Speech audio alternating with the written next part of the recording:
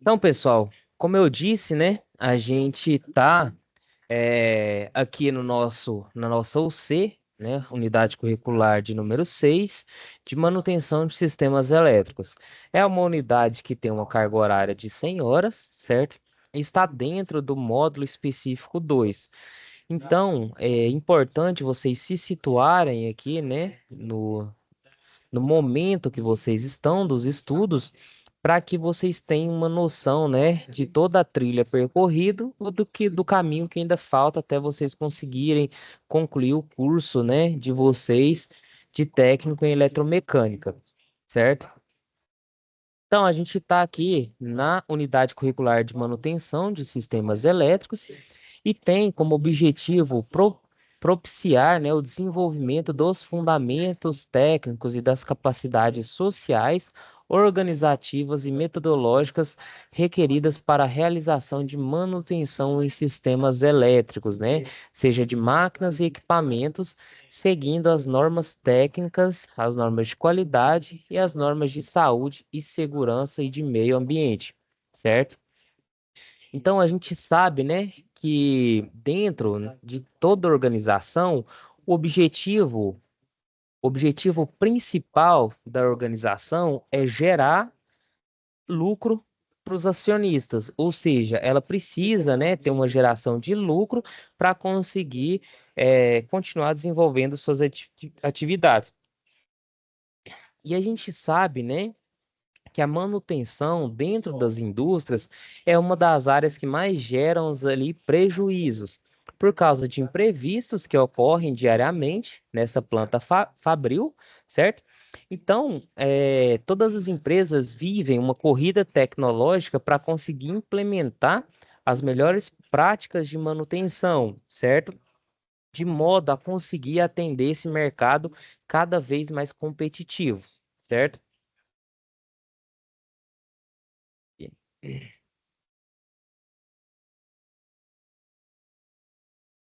Então, a gente vai iniciar, né, o entendimento dos conceitos dessa unidade curricular através de uma situação de aprendizagem, certo? E o que que é uma situação de aprendizagem? É aquele conjunto de ações, né, que planejadas pedagogicamente favorecem as aprendizagens significativas por meio de estratégias de aprendizagem desafiadoras, né, como situações, problemas, estudos de caso, projetos e pesquisas aplicadas, certo? Então, ao longo dessa unidade curricular, a gente vai ter a oportunidade de ler essas histórias dessas situações de aprendizagem, né, que são situações desafiadoras, e através dessas situações, a gente vai, né, aprender através de uma estratégia escolhida, que foi aqui uma situação problema, certo? Nessa situação problema, a gente tem, né, um diálogo aqui entre duas pessoas. Então, olá, Vitória, está tudo bem? Sim, mas como sabe, passamos por uma forte tempestade. É verdade. E os eventos externos podem causar danos às instalações. Afinal, sofremos algum dano, né? Ela pergunta.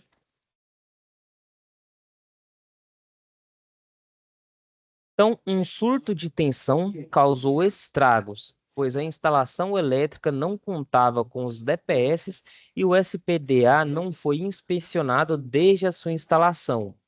Algum componente também estragou? Sim, dois painéis que montei há algum tempo foram danificados e as partidas estão operando incorretamente, né? E aí ela pergunta: quais são as partidas? Quais são as partidas que estão operando incorretamente? Então, antes da gente passar, né, para o próximo quadro aqui, eu quero comentar com vocês alguns conceitos importantes dito aqui nessa charge aqui, ó, nesse quadro, né? Então, ele falou que um surto de tensão causou estragos. Ou seja, o que que é um surto de tensão? Então a gente sabe, né, que as instalações elétricas, ou seja, ali as nossas tomadas, onde a gente liga equipamentos elétricos, equipamentos de força, elas trabalham em corrente alternada, né? E quando a gente fala de baixa tensão aqui no Brasil, a gente tem uma tensão de 220 volts, né, eficazes. Determinadas operações na rede elétrica, certo? Então, essa energia chega, né, até os consumidores através das nossas linhas, né, de transmissão, de distribuição até o consumidor final. Algumas manobras nessas linhas podem causar esse valor de sobretensão. Sobretensão é um valor de tensão acima, né, acima do valor nominal.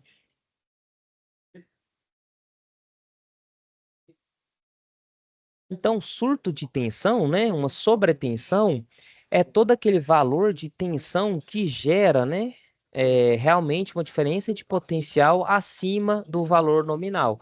Então, se aqui no Brasil, né, a gente fala aqui no estado de Goiás, na verdade, a gente tem um valor de tensão entre fase neutra de 220 volts, uma sobretensão é qualquer manobra ou situação, fenômeno que gera uma tensão muito maior do que esses 220 volts. O que que pode gerar esses valores de sobretensão? Manobras de equipamentos, né, como chaves seccionadoras na rede de distribuição. Se a gente tem raios, né, descargas atmosféricas que caem próximo da instalação ou atingem uma linha de distribuição, isso pode gerar, né, valores de tensão acima do que deveria ser. E esse valor de surto de tensão, essa sobretensão, gera danos aos nossos equipamentos, certo? E aí, para a gente evitar esses danos nos equipamentos devido a esses surtos de tensão, a gente tem equipamentos, né, como o DPS, que fazem o quê? Eles desviam esse surto de tensão, né, para o sistema de aterramento, de modo a proteger as nossas instalações. Então, os DPS nada mais são. Então, os DPS, né? Eles são varistores, né? Então, eles são formados por varistores, que são dispositivos que variam a sua resistência elétrica com o valor da tensão, e eles drenam esse valor, né, de sobretensão, eles drenam a sobretensão para a Terra. Então, se a gente tem ele aqui, né? Então, vamos falar em termos de diagrama unifilar. Então, se eu tenho, né? Então, lá na minha rede de distribuição. Então, vem a minha rede, né? Que chega aqui na minha tomada. Então, eu tenho um dispositivo de proteção, né? Os disjuntores monopolar aqui, certo? E aqui vai alimentar, né, as minhas cargas. Então, eu vou alimentando aqui as minhas diversas cargas. Então, os DPS, eles são ligados, né, entre uma fase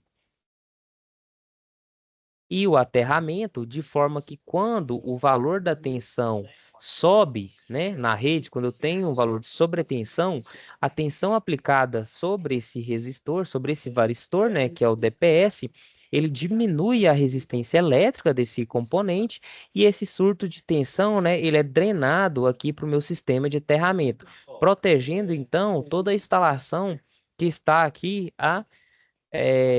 jusante do meu ponto onde o DPS está instalado, certo? E o sistema, né? Ele falou aqui de um outro sistema de proteção das instalações, que é o SPDA, ou seja, um sistema de proteção contra descargas atmosféricas. Então, o SPDA,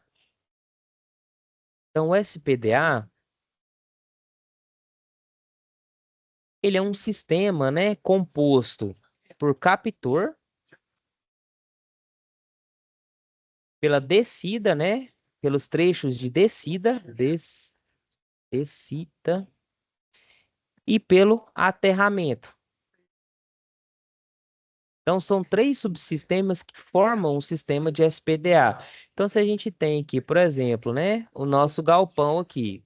Então, a porta aqui, as janelas, e eu tenho, né, por exemplo, um captor aqui em cima chamado de captor Franklin, certo?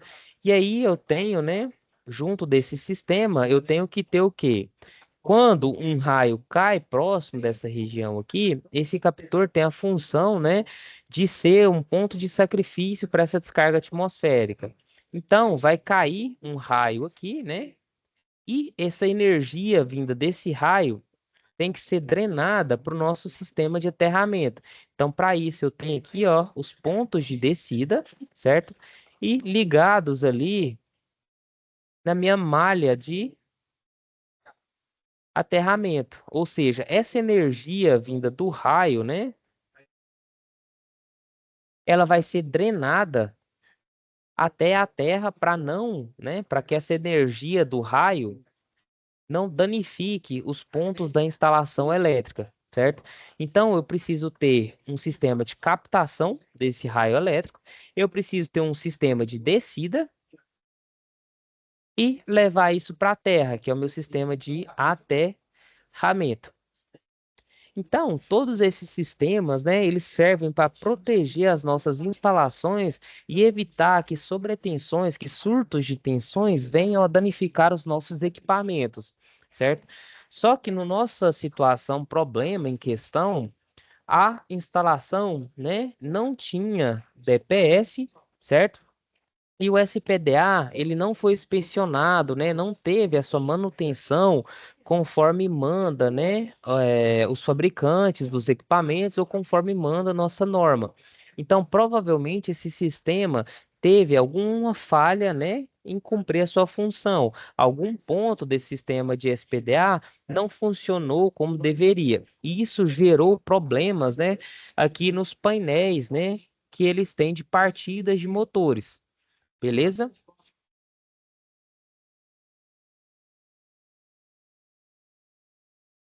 Então, um dos painéis que foi danificado é a de partida direta com reversão e o outro é uma partida estrela-triângulo, certo? Então, foram dois sistemas de comando que foram danificados. Um que faz uma partida direta de um motor e possibilita esse motor trabalhar nos dois sentidos de rotação. E o outro sistema foi de um outro motor, né, que faz uma partida em estrela-triângulo, certo? E aí ela pergunta: e você, é você que terá que fazer a manutenção dos painéis?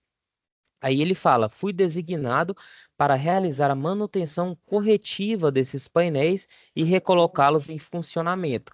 Você precisará usar equipamentos de proteção? Sim, tenho que selecionar os EPCs, ou seja, EPCs são equipamentos de proteção coletiva. Ou seja, dentro, né, dos nossos critérios de proteção, então dentro das medidas de proteção contra os riscos, a gente tem, né, como últimas medidas lá dentro da ordem de proteção, os EPCs e os EPIs. Então, os EPCs, eles são equipamentos de proteção que protegem mais de uma pessoa. Ou seja, são, como o próprio nome diz, uma proteção coletiva ali para os trabalhadores. Já os EPIs são equipamentos, né, que protegem individualmente o colaborador, certo?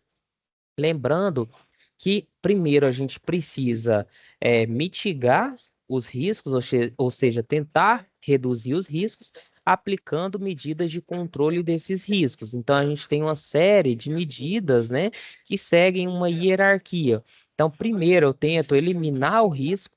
Se eu não conseguir eliminar esse risco, eu tento utilizar de medidas administrativas e de engenharia para amenizar esse risco, certo? Se por uma eventualidade eu não conseguir aplicar, né, se eu não conseguir eliminar o risco, nem utilizar controles de engenharia e controles de administrativos, eu utilizo os equipamentos de proteção, né, garantindo assim a saúde e a segurança ocupacional dos nossos trabalhadores, certo? E aí, né, ela pergunta: e você sabe qual é o processo correto para realizar essa atividade? Aí ele fala: claro, devemos selecionar a ordem correta do procedimento de desenergização e de reenergização das instalações elétricas que passarão por manutenção, seguindo as orientações da NR10. Então, ele fala aqui, né, de conceitos muito importantes. Então, a gente tem uma norma regulamentadora, que é uma norma de segurança do Ministério do Trabalho e das diretrizes, né? A NR10 em específico, das diretrizes de intervenção em instalações elétricas, seja direta ou indiretamente, de forma segura, né? E lá na NR10, ele dá certos passos, né? Realmente um passo a passo de como eu faço um processo de desenergização da minha instalação e depois de reenergização dessa instalação, certo? Então, lembrando que a NR10, ela dá como dica, dá como dica não, né? Ela instrui de forma mandatória a gente intervir em instalações elétricas de forma desenergizada. Ela só permite que a gente atue em instalações energizadas somente quando não tem outra forma. E mesmo assim a gente tem que seguir uma série de parâmetros adequados, né? Garantindo a segurança ali dos meus trabalhadores, certo? E aí a gente vai ver que agora os conceitos, né, para a gente conseguir ajudar o colaborador aqui a resolver essa situação, problema.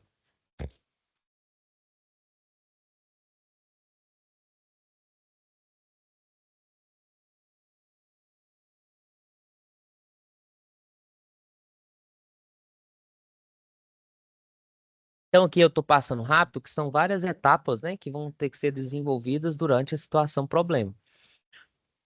Então, a gente sabe, né, que agora que a gente sabe quais as atividades que vão ser executadas, a gente estudará a segurança no ambiente de trabalho e a autorrealização desses processos de segurança. Então, ao final desse capítulo, a gente vai ser capaz, né, de interpretar as normas de saúde e segurança, avaliar as condições de segurança ou de riscos dos ambientes, avaliar visualmente a integridade dos EPIs e dos EPCs, né, tendo em vista a saúde e segurança da equipe de manutenção, especificar no planejamento as normas técnicas, avaliar a necessidade de se utilizar equipamento de proteção, definir as ferramentas e os materiais, né, a serem utilizados e interpretar as recomendações dos fabricantes, certo? Ou seja, são uma sequência de atividades, né, que a gente tem que conseguir, que a gente deve ser capaz de realizar, garantindo a integridade da nossa equipe de manutenção, certo?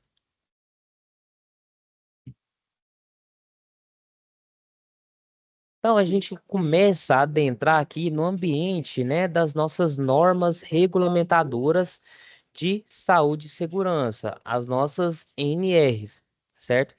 Então, os nossos equipamentos de proteção individual, eles são itens de segurança que o profissional deve ter para proteger sua integridade física, podendo ser diferente de um profissional para outro. Então, no caso de manutenção de sistemas elétricos, a gente tem que os principais EPIs que tem que ser utilizado, né? São os nossos capacetes, certo?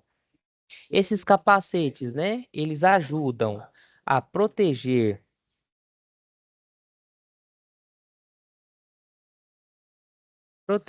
contra contatos acidentais, né? Em alguma parte da instalação. Ele nos ajuda, né, a proteger contra queda de objetos,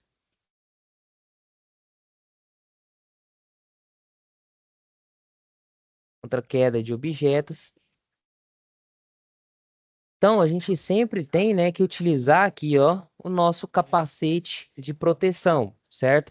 Então, se eu estou, né, intervindo uma instalação, por mais que naquele pedaço que eu esteja, né, fazendo a minha atividade, esteja desenergizado, pode ter algum outro equipamento próximo que tenha, né, certo valor de tensão, ou seja, esteja energizado.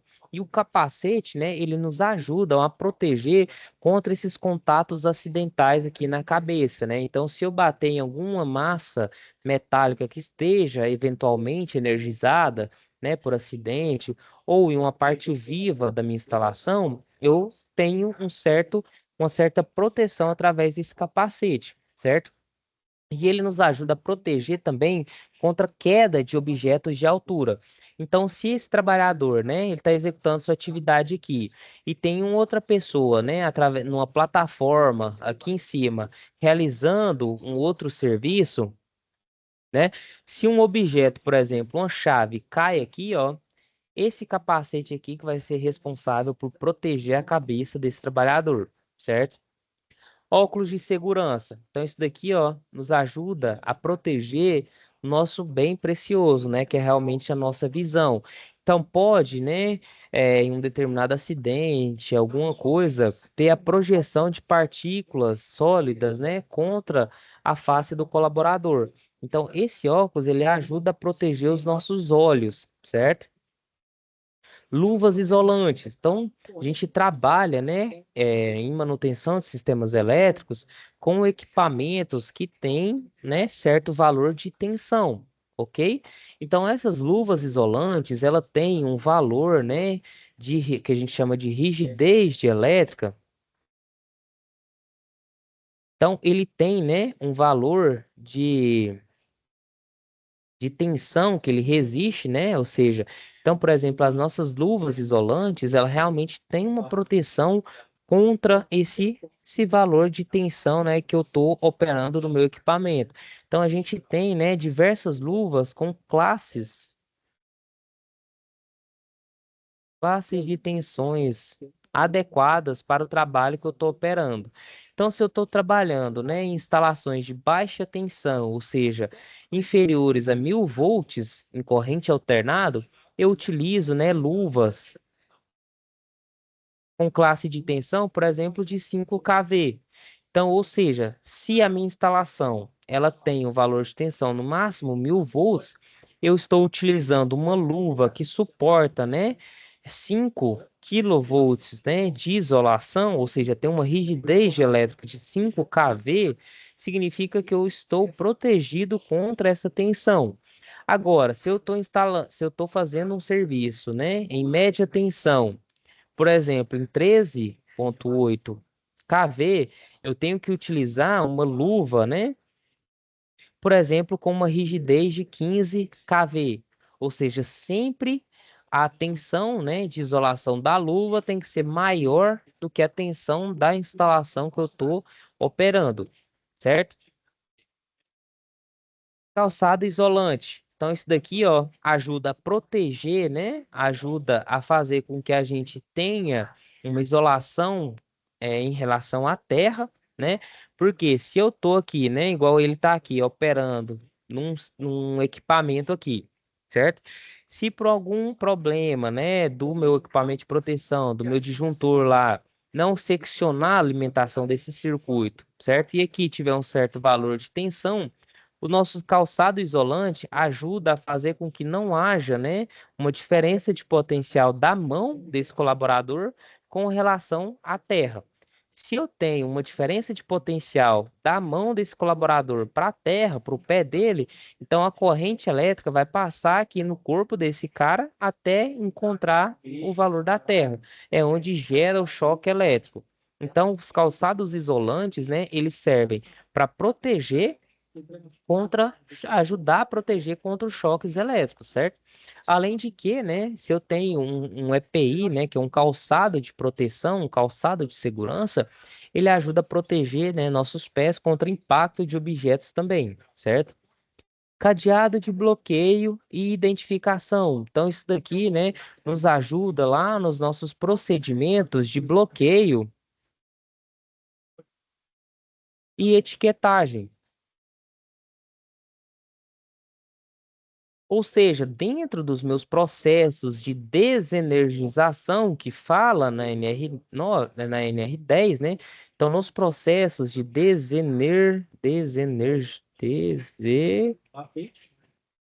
tá errado aqui, ó. Então, dentro dos nossos processos de desenergização, eu tenho lá, né, que seccionar a minha alimentação, tem que verificar a ausência, que seccionar a minha alimentação, verificar a ausência de tensão. e tenho que evitar energizações acidentais. Então, esse carinha aqui, ó, esse cadeado de bloqueio nos ajuda a evitar essas reenergizações acidentais. Ou seja, quando eu faço todo o processo de desenergização do meu circuito, né? Eu secciono a alimentação daquele circuito. Eu venho com esse cadeado de bloqueio e coloco lá na ponta do meu disjuntor. Então, o meu disjuntor, né? O meu disjuntor aqui. Ele tem a lingueta dele, né? De ligar e desligar esse disjuntor.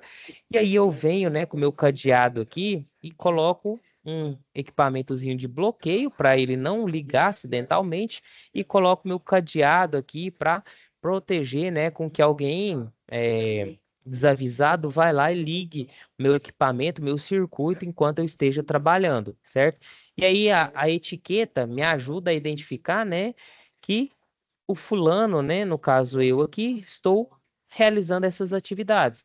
Então, quando eu finalizar a minha atividade, a minha intervenção nessa instalação, eu vou lá, retiro esse cadeado, né, e consigo energizar o meu circuito se não tiver nenhum outro trabalhador executando a atividade nesse circuito.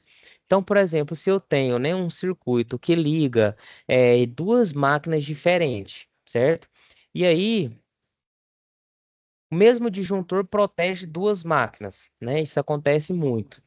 E aí eu tenho que essas duas máquinas estão em manutenção por operadores, né? Por equipes de manutenção diferentes. Então, por exemplo, eu tenho o Pedro e o Paulo executando atividades no meu circuito ali. Então, o Pedro e o Paulo, né, cada um vai ter sua etiqueta e seu cadeado de bloqueio. E aí eu vou conseguir reenergizar aquele circuito somente quando o Paulo, né, retirar o seu cadeado e o Pedro retirar o seu cadeado, certo? Então serve como um procedimento de segurança contra reenergizações acidentais, certo? E vestimentas anti-chamas. Então, a vestimenta anti-chama, né, que como especificação, ela tem uma classe, né, que a gente chama de AT-PV, certo? Então, ela tem uma classe de proteção contra arcos elétricos. Ou seja, essas vestimentas anti-chamas, elas ajudam a proteger, né, o trabalhador contra a incidência desses arcos elétricos. Então, o arco elétrico, ele gera, né, um certo valor de calor, uma energia incidente, certo? E essas roupas anti-chama ajudam a proteger a minha equipe de manutenção contra essas energias acidentais, né? Contra essas energias incidentes dos arcos elétricos, certo? Então, numa eventualidade de ocorrência de um arco elétrico, essas roupas ajudam a amenizar, né, a distribuir a proteger o colaborador contra aquele calor gerado pelo meu arco elétrico, certo? Então, todas essas informações, né, de EPIs, então a norma NR que fala de EPIs é a NR6, certo? Então a NR6 ela trata de equipamentos de proteção individual.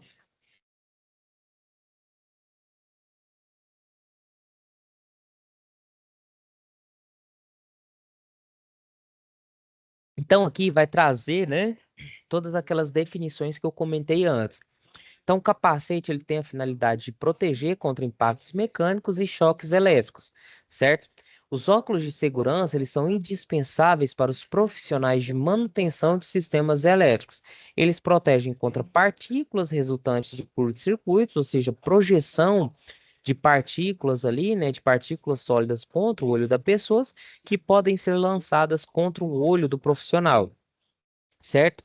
Então, na maioria das nossas empresas, indústrias principalmente, é proibido a gente circular dentro do prédio sem um óculos de proteção, certo? Por já haver histórico de partículas de outras naturezas projetadas no ambiente. Então, se eu estou lá numa metalúrgica, né? Então, metalúrgica trabalha ali com diversos processos de usinagem. Então, retira material na forma de cavaco de diversos metais ali. E aí, se uma pessoa está cortando, né, com a lixadeira, por exemplo, uma chapa de metal. Então eu tenho ali, né, partículas desse metal sendo lançadas no ambiente, né, através daquele processo de corte ali, que pode vir a gerar, né, certo dano ao olho da pessoa, tanto da que está executando o corte, quanto de alguém que está passando próximo. Então, por isso a gente, nesses ambientes, né, é proibido circular sem a utilização dos óculos de proteção. A gente tem também, né, os protetores auriculares, né? Então, são equipamentos de proteção individual que protegem o nosso sistema auditivo. Então, note que a gente usa, né, o óculos para proteger a nossa visão e a gente usa, né, os protetores auriculares para proteger os nossos ouvidos. Ou seja, a gente quer proteger realmente os nossos sistemas, né, de visão, de audição, certo? Contra possíveis problemas. Então, os protetores auriculares, eles ajudam a proteger contra ruídos, né? Então, eh, contra riscos, né, de origem física ali, que são, que realmente possam vir a danificar o sistema auditivo, certo? Então, na realização de serviços, né, que tenha certos parâmetros de ruído, né, certos valores de energia sonora ali, a gente precisa utilizar, né, os nossos protetores auriculares, certo? Então, em atividades acima de 85 decibéis ali, a gente tem a necessidade de utilizar é, protetores auriculares, certo? E quando a gente trabalha em redes energizadas, a gente tem que utilizar, né, as luvas de proteção, as luvas isolantes, certo? Que são luvas, uma de borracha, né? Que é essa daqui, né? Então a gente tem a foto aqui. Então, essa luva aqui, ela suporta, né? Ela protege contra a tensão, certo? Então, a luva de borracha suporta a tensão, certo? E para não gerar nenhum tipo de dano, nenhum tipo de furo nessa luva, a gente tem que usar, né, uma luva por cima para proteger essa luva, certo? Então, quando a gente trabalha em alta tensão, qualquer furo, né, ou seja, microfuros nessa luva já é suficiente para que a corrente elétrica atinja a mão ali do nosso operador, certo? Do nosso eletricista. Então a gente tem que, além de utilizar uma luva de vaqueta por cima dessa luva de borracha, sempre verificar, né, a qualidade, as condições desse equipamento de proteção, certo? E a gente verifica isso com testes, né, periódicos dessa luva de tensão, certo?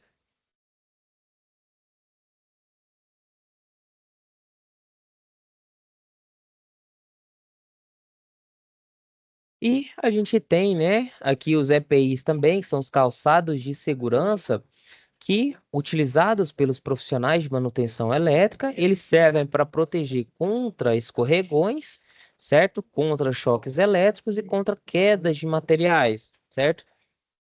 Então, a gente precisa observar a tensão limite do nosso calçado e verificar a conservação do solado desse sapato, porque com o passar do tempo, a borracha ela pode perder as suas características de isolação elétrica, certo? Então, a escolha correta do calçado e da luva está relacionado com a tensão de trabalho que o eletricista vai atuar, ou seja, está relacionado com a tensão da rede em que o eletricista vai executar o trabalho, certo? Então, vários acidentes já foram registrados onde a causa foi que o profissional retirou as suas luvas durante a realização do trabalho, alegando ali que ele perde, né, o tato, a sensibilidade para a utilização daquela luva, ou que não estava utilizando o calçado adequado, certo? Então, até em atividades simples, como a troca de lâmpadas, a gente tem que observar qual que é o calçado que estamos utilizando, para realmente evitar, né, de levar choque elétrico, certo? Então, como aprendizado aqui, né? Nunca subestime a eletricidade, certo? Então, a gente pode, né? Se a gente subestimar a eletricidade, a gente pode nem ter uma segunda chance. Então, nunca subestime a eletricidade, certo? Então, em algumas profissões, como é o nosso caso, né, de intervenções em instalações elétricas, as vestimentas elas são consideradas como EPI, certo? Então, de acordo com a NR10, dependendo da tensão em que se fizer a manobra, existe uma vestimenta adequada, né? E essa vestimenta tem que atender a certos requisitos, como inflamabilidade, ou seja, contra proteção a chamas, né, a propagação do fogo ali, condutibilidade e influência eletromagnética. Além disso, as roupas usadas sob a vestimenta anti-chamas não pode ser de material sintético, certo? Ou seja, eu não posso utilizar, né, embaixo ali do meu anti-chama, uma camisa que seja de material sintético. Por quê? Porque com o calor, né, ela pode derreter e gerar queima ali da nossa pele, né? Inclusive as peças íntimas, porque o material sintético, ele derrete, né? Como eu disse, como um plástico. E na ocorrência de uma queimadura, esse material vai que grudar na nossa pele. Então, essas vestimentas, elas têm que ser lavadas e secadas de acordo com as recomendações do fabricante. Então, é importante observar que elas não podem ser remendadas de forma alguma. Então, não posso, né, ter remendas ali nos nossos antichamas, certo?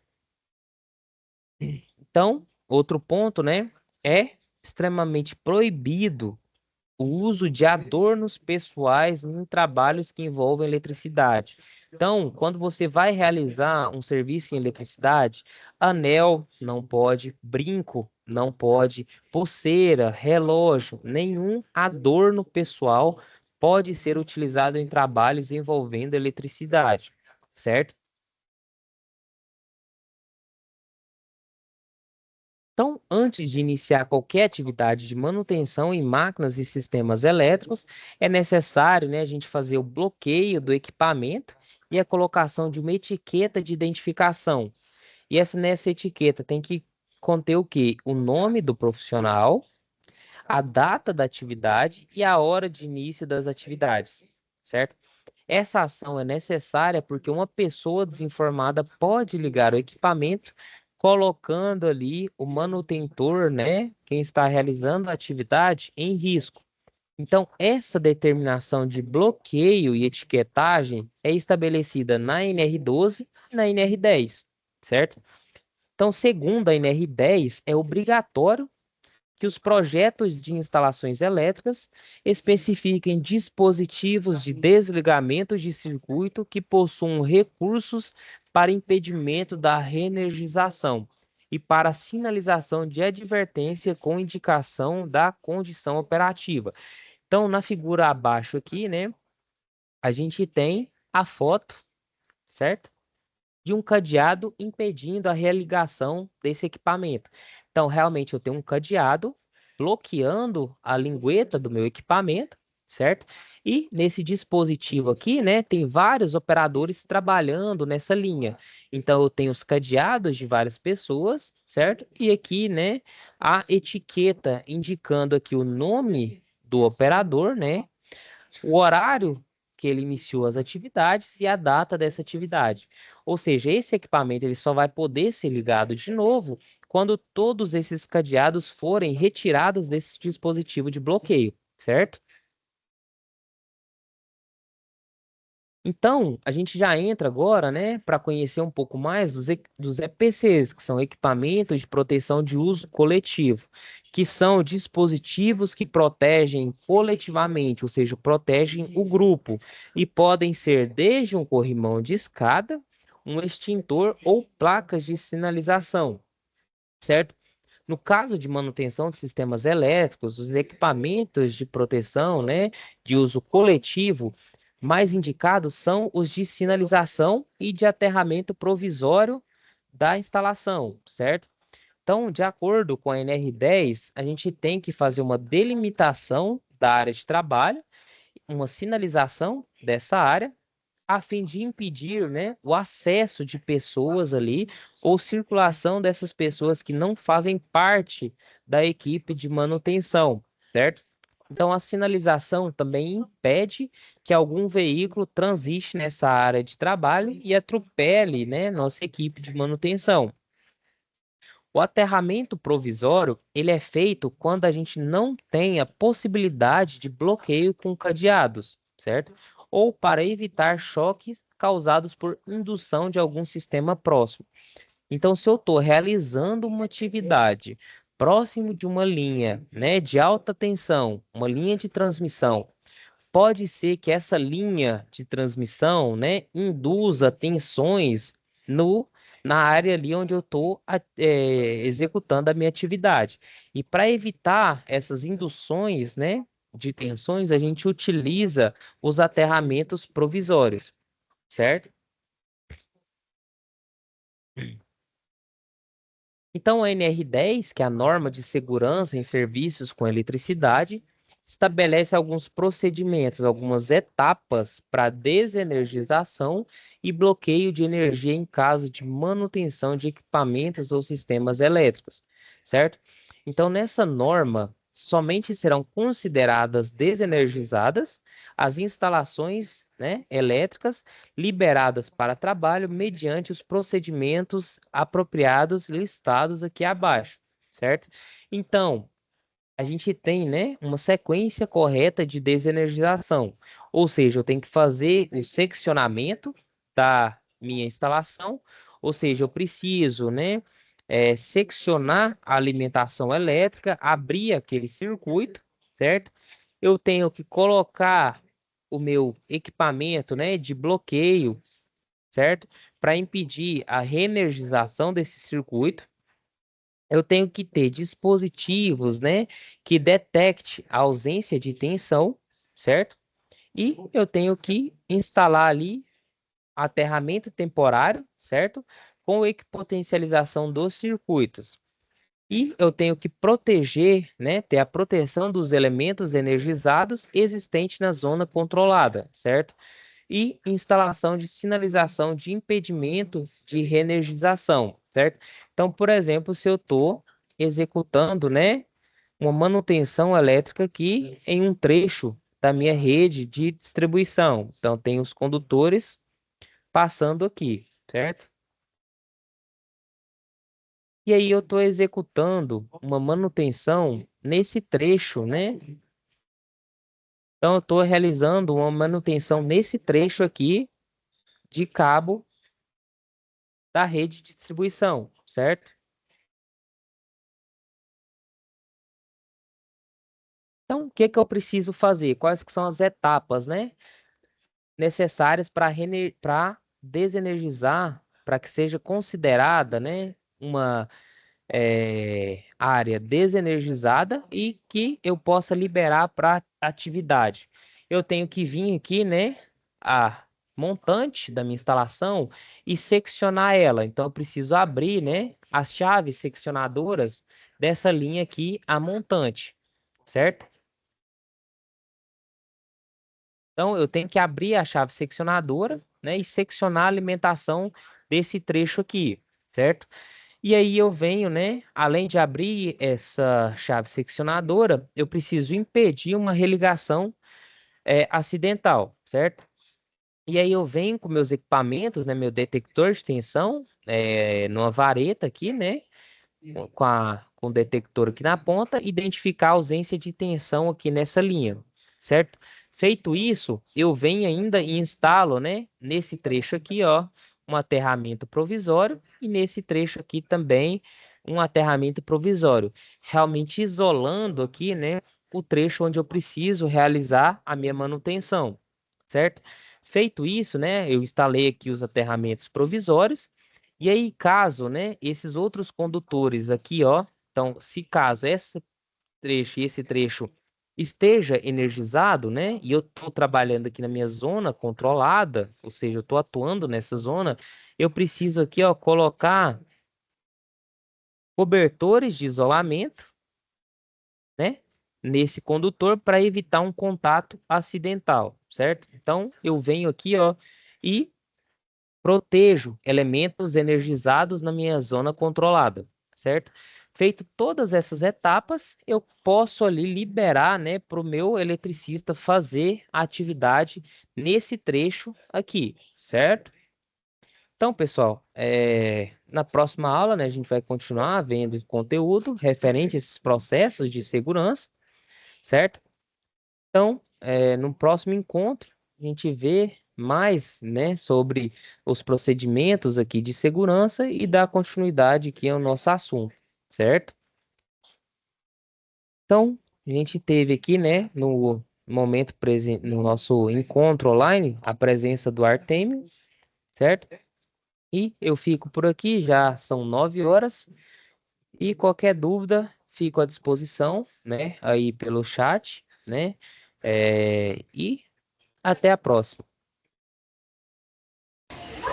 Até a próxima, boa noite.